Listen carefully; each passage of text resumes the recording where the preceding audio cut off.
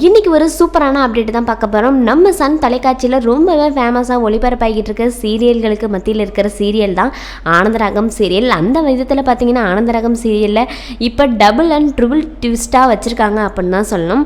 அந்த அளவுக்கு ஒரு சூப்பரான கதைகளத்தோட தான் அடுத்த கட்ட கதைகளும் என்னவா இருக்கும் அப்படின்னு சொல்லி ரசிகர்களும் ரொம்பவே ஆர்வத்தோடு எதிர்பார்த்துக்கிட்டு இருக்காங்க. அந்த விதத்தில் அடுத்த கட்ட கதைகளும் என்னவா இருக்கும் ஆனந்தராகத்தில் அப்படிங்கிறத பற்றி தான் இந்த வீடியோவில் பார்க்க போகிறோம். வாங்க வீடியோக்குள்ளே போகலாம். சன் தொலைக்காட்சியில் ரொம்பவே ஃபேமஸாக ஒளிபரப்பாகிற சீரியல்னு பார்த்தீங்கன்னா அது நான் பிரைம் டைமில் ஓடிக்கிட்டு இருக்க ஆனந்தராகம் சீரியல் தான்.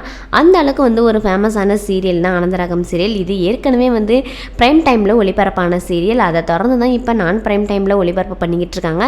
இருந்தாலும் கூட இந்த அளவுக்கு வந்து ஒரு ஃபேமஸான சீரியலாக இருக்கும் அப்படின்னு சொல்லி யாருமே எதிர்பார்க்கல. அந்த அளவுக்கு வந்து ரசிகர்கள் மத்தியில் ரொம்பவே ஃபேமஸாக சீரியலாகவும் இருந்துக்கிட்டு இருக்கு.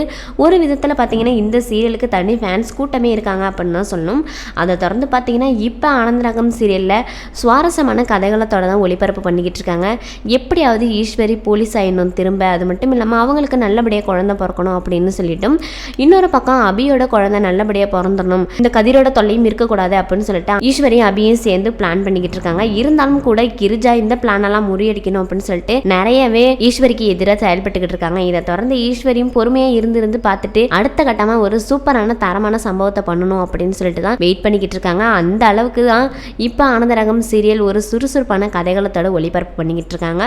இதை தொடர்ந்து பார்த்தீங்கன்னா அடுத்த கட்ட கதைகளமாக என்ன அமையும் அப்படின்னு பார்த்தீங்கன்னா கண்டிப்பாக வந்து ஈஸ்வரிக்கும் வேலை கிடைச்சிரும், போலீஸ் வேலையும். அதை தொடர்ந்து அபி கதிர்கிட்டேருந்து எப்படி இருந்தாலும் ஈஸ்வரி கூட்டிகிட்டு வந்துடுவாங்க.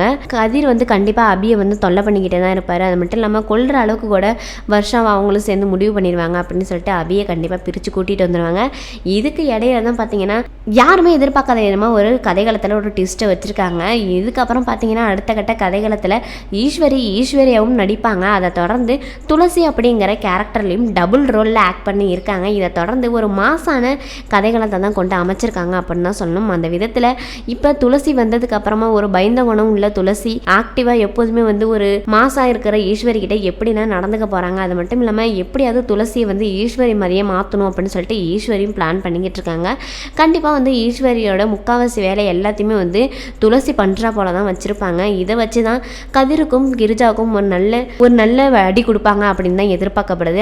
அந்த அளவுக்கு ஈஸ்வரி துளசியை மாற்றிடுவாங்க அவங்கள போலவே.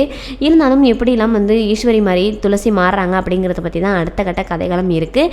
வெயிட் பண்ணி தான் பார்க்கணும் ஆனந்தராகம் டீம் என்ன மாதிரியான முடிவெல்லாம் எடுக்கிறாங்க அப்படின்னு சொல்லிட்டு. இதை பற்றின கருத்துக்களை உங்கள் கமெண்ட் பாக்ஸில் சொல்லுங்கள். அது மட்டும் இல்லாமல் இந்த போல அப்டேட்டுகளுக்கு நம்ம வித்திரப்பட்டி சேனலை மறக்காமல் லைக் அண்ட் ஷேர் பண்ணுங்கள், சப்ஸ்கிரைபும் பண்ணிடுங்க.